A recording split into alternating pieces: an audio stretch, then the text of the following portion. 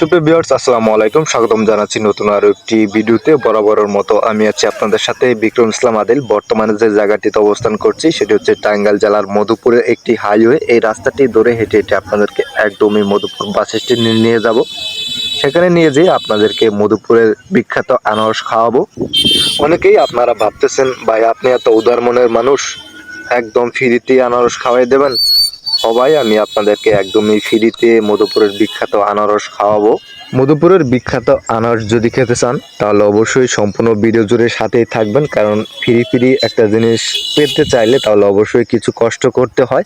অবশ্যই সম্পূর্ণ ভিডিও জুড়ে সাথেই থাকেন, আপনাদেরকে অবশ্যই আনারস খাওয়াবো।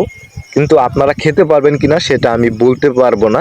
আমার মনে হয় আপনারা সেই আনারসটি খেতে পারবেন না, আর আমিও আপনাদেরকে খাওয়াতে পারবো না, কারণ এটি মধুপুর বাস স্ট্যান্ডে আনারসের 3টি ভাস্কর্য করে রাখা হয়েছে।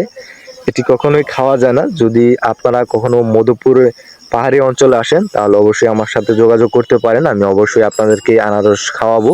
মধুপুরের বিখ্যাত সেই মিষ্টি আনারস কথা দিলাম আপনাদেরকে অবশ্যই ফ্রি ফ্রি খাওয়াবো, কারণ আমি মধুপুর পাহাড়ি অঞ্চলে বসবাস করি। যে অঞ্চলে বসবাস করি সেই অঞ্চলে প্রচুর পরিমাণে আনারসের চাষাবাদ করা হয়। বিশেষ করে মধুপুর পাহাড়ি অঞ্চলে দুই ধরনের আনারসের চাষাবাদ প্রচুর পরিমাণে করা হয়। একটি হচ্ছে জলডুঙ্গি আর একটা হচ্ছে ক্যালেন্ডার। বর্তমানে ক্যালেন্ডারের সিজন চলতেছে আর জলডুঙ্গির সিজন সেটা চলে গেছে। বর্তমানে আরো দুটি আনারসের চাষাবাদ করা হয়, একটি হচ্ছে ঢাকাই আর একটি হচ্ছে শ্রীমঙ্গল। খেতে খুবই মিষ্টি লাগে। যাই হোক, আমার ভিডিওগুলো আপনাদের কাছে কেমন লাগে তা কমেন্ট করে কমেন্ট বক্সে জানাতে ভুলবেন না। আর অবশ্যই ভিডিওটি ভালো লাগলে শেয়ার করে দেবেন। যারা মধুপুর থেকে দেখছেন তাদেরকে বিশেষভাবে অনুরোধ করব অবশ্যই ভিডিওটি শেয়ার করে দেবেন, কারণ আমাদের এলাকার সৌন্দর্য অন্যদের কাছে তুলে ধরা আমাদের এলাকার একটি দায়িত্বের মধ্যে পড়ে। তাই অবশ্যই ভিডিওটি শেয়ার করে দেবেন। আর যদি ভিডিওগুলো ভালো না লাগে তাহলে অবশ্যই ডিসলাইক দিয়ে ভিডিও থেকে বের হয়ে চলে যাবেন, কারণ জোর করে কারো ভালোবাসা পাওয়া যায় না। আর যদি ভালো লেগে থাকে তাহলে অবশ্যই ফলো করবেন, আর ইউটিউব থেকে দেখে থাকলে অবশ্যই সাবস্ক্রাইব করে পাশে থাকা বেল আইকনটি অন করে রাখবেন। চলুন তাহলে ঝটপট আপনাদেরকে মধুপুর বাস স্ট্যান্ডে নিয়ে সেই ভাস্কর্য করে রাখা আনারসগুলো দেখাই।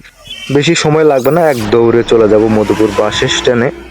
সুপ্রিয় ভিউয়ার্স, এ হচ্ছে মধুপুরের সেই বিখ্যাত ভাস্কর্য করে রাখা আনারস। আপনারা যদি মধুপুর বাস স্ট্যান্ডে আসেন, কখনো মধুপুরে আসেন, তাহলে অবশ্যই এই ভাস্কর্য করা আনারসগুলো দেখতে পাবেন।